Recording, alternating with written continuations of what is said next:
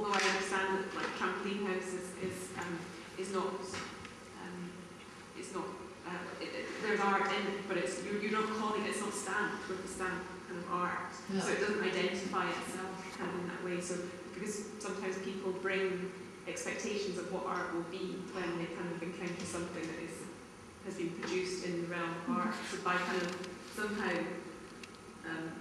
disassociating the kind of two, or kind of the idea with the reality, you kind of that's when you can kind of slip, or that's when art can slip between something that's been produced within the art, like kind of space. That's when it can kind of slip kind of into kind of other kind of locations and kind of have power, whether it be as a whatever end, however end you want to kind of encounter it or kind of read it. But that's the kind of, it's that manoeuvre that I would say good artists can achieve, and that's kind of the interest. That's what Shrievsky kind of does in realms other than kind of when his work is kind of presented in kind of art galleries. He's kind of slipping kind of in different places. There's a wonderful book called The Irony Tower by Andrew Solomon, and it's about when he talks about when the very late period of the Soviet regime, when the art world was opened up to Westerners, and there's this wonderful part where the Western people come in to buy some Soviet art, and these are contemporary Soviet artists, and they start bidding, and Soviet artists are appalled because they're paying much too much for the ones they don't like. They think, well, no, he's not the famous one. You know, Smirnov is the famous one. He's the really good one. But the people, and so there's this whole different notion of you know, people assigning value to things in terms of dollars, and they're just, you know, the whole Soviet art world is like destroyed overnight because it's challenged by this external force. It's a wonderful book, by the way, The Irony Tower. It's about art and capitalism. I mean, it's a kind of, it's a paradox. So kind of art is an area where people who express views about how society should be, express political views, discuss alternatives and what have you.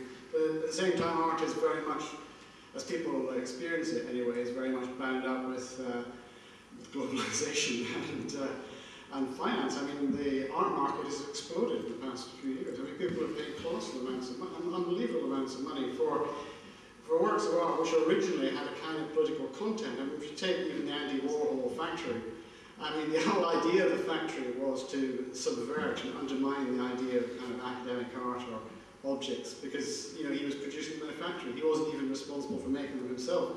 I mean, but that has, despite the fact that had a kind of radical content to it in the 1960s, it's now become, you know, Andy Warhol's prints exchanged for millions of dollars. It's completely insane. And that's I think people find that very difficult to come to terms with. Whenever I think about the, you know, the question about whether, well, the question as it's posed, can art offer more than an aesthetic commentary? I always think of Damien Hirst's Skull, which just happened to emerge unintentionally at the moment when the financial system was collapsing, and actually is a wonderfully vivid commentary on it, because there you have this diamond-encrusted skull, which is, you know, it's dead, but it's very shiny, and it's, you know, but that was not his intention. He didn't intend it that way. He did it that way to make a lot of money. But I mean, you know, sometimes art can unintentionally, even despite the venal objectives of its creators, it can sometimes actually have a meaning greater, you know, than the intention. Especially because he couldn't sell it. Well, yeah, they ended up being bought by a consortium, of which he was one. Any other questions? Do you have any questions for each other? Well, gosh, I don't know. I appreciate what you said, Ian. I think that Clement Greenberg touched upon this many years ago, you know, trying to unpack this, what he called the biblical cord of gold between art and money.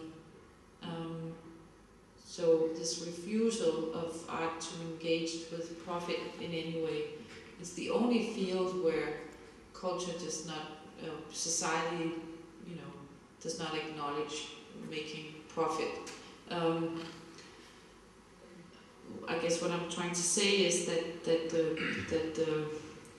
even artists and curators who intentionally have tried to avoid the market or produce work that criticizes the market, then this work ends up somehow being subsumed by the market and preparing another level of the market, a new, more sophisticated level of the market. And I mean, I guess as subjects within capitalist globalization, that's how we function, all of us. I am at there's no outside capitalism. I reproduce it every day, and so does art. Unfortunately, we cling to this notion of art that it gives us this new horizon that we can look beyond it. But of course, a lot of art can't exist outside of capitalism either. I mean, where is this outside? How do we get outside?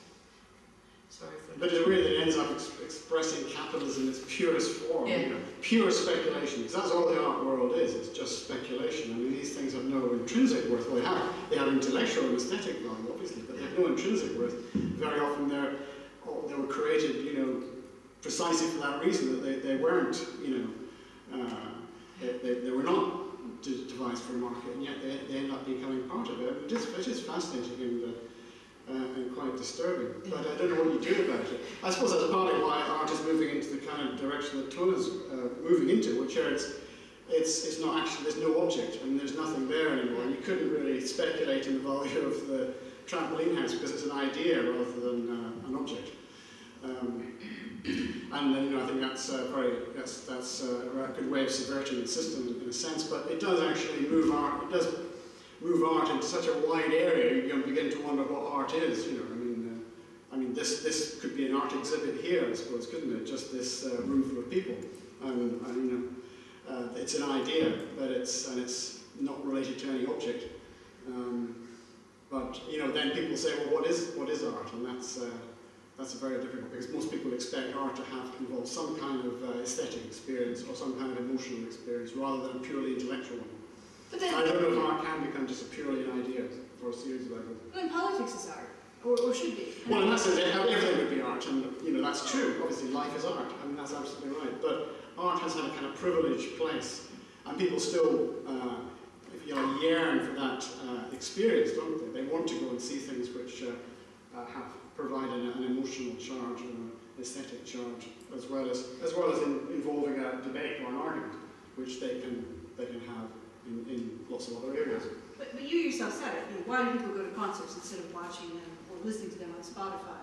They go for the emotional experience. Why does a student go to a protest instead of just posting on a social networking site?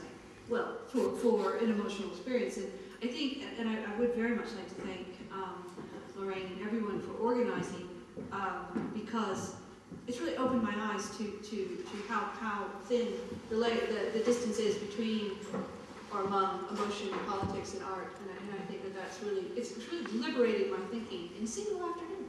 It's quite amazing. I will be marketing the videos of this performance here. And we want to start the bidding at about because you've got to think of the future. The future. This is going to be, it's going to be worth a lot of money. I mean, there are art projects that are universities. The Copenhagen Free University, for example, is a good example of that. Any other questions? Do you know what I'm most delighted about with today is that we've really kept to time. Thank God Will didn't come, otherwise we would I think one of the most interesting things for me is that you're all in some way engaged with knowledge now. And it would be quite, on a certain level, it's difficult to draw clear distinctions between each of your roles. You have you're involved in the production and the dissemination of knowledge, whether it be in the media, higher education, or indeed art.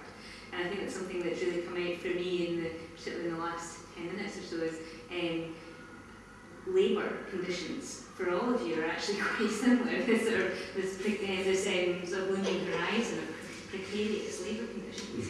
And I think that's a huge threat to democracy, because precarious labour conditions obviously mean that you're more vulnerable and less willing to perhaps assert yourself. And that's one of the reasons why your article about why people are unwilling to strike these days, because they have a mortgage. People are more willing to strike if they're just renting, because they're not so dependent on a particular property system, I think really struck home a lot for me.